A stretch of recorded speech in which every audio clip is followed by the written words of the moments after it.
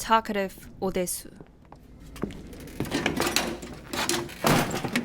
Before he came in this private prison, the protagonist, Odesu, was just a common salaryman who had a wife and a daughter. He never knew that he was gonna be held in captivity for 15 years. The only meal there is fried dumpling.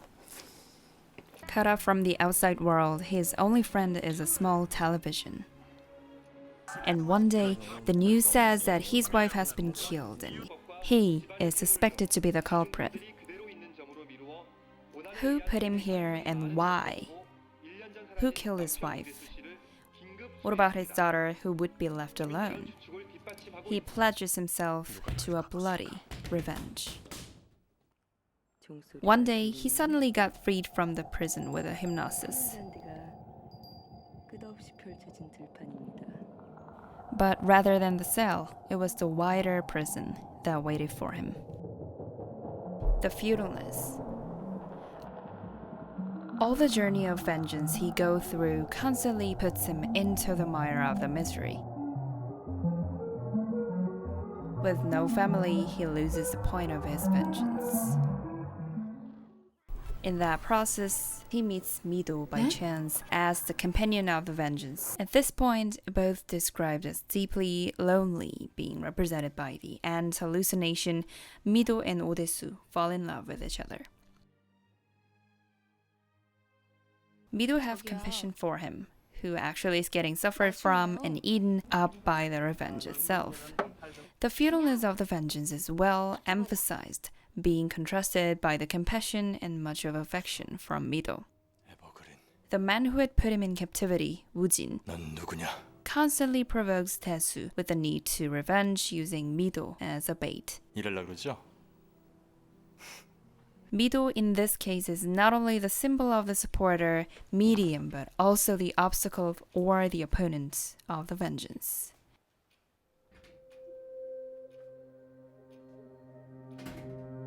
There seems to be no point or purpose other than the curiosity or rage to do this insoluble revenge.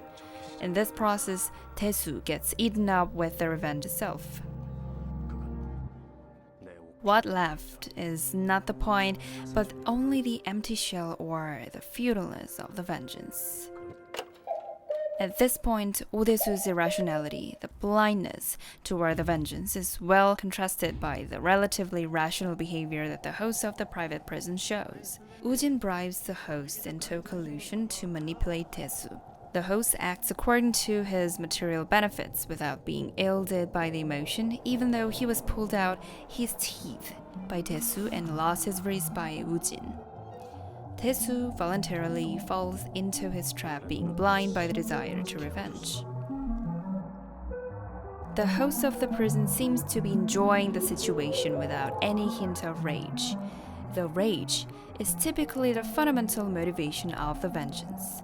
The vengeance caused by the rage comes to an even more futile, in contrast to the joyful and lightweight attitude that the host shows. Rather, it's so rational that makes every effort Odesu makes for his revenge seem useless. What is interesting is that Woojin, who seems so unemotional and rational on the surface, is actually the one who is the most irrational. So irrational is he that he captivated a person for 15 years himself with an elaborate plan to revenge him. The outbursts of emotions at the end of the film shows the irrationality that he fundamentally has. We can put a question mark over the representation of the irrationality, the motivation of the vengeance.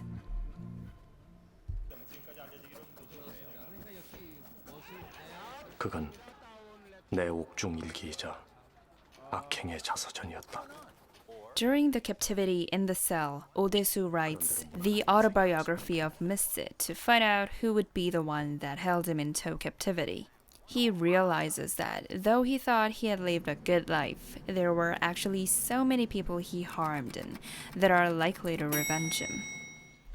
What we should take into consideration is that he wrote it not for the atonement, but in search of the culprit. Although Odesu himself also is to be blamed for some reason in the past to be captivated in the cell, whether it's serious or not, he doesn't show any hint of atonement. The main storyline focuses on his revenge, but what about the most fundamental problem? Who would put him in this absurd situation and why? Is this situation inevitable to him? He never truly gives the atonement to the root cause.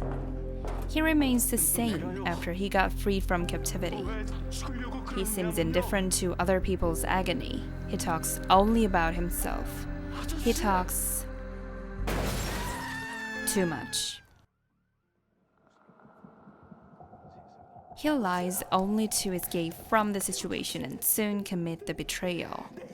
After knowing all the truth, Odesu meets the hypnotist in search of the ways to forget everything and live his own life. Would that be successful? Would he be able to live happy?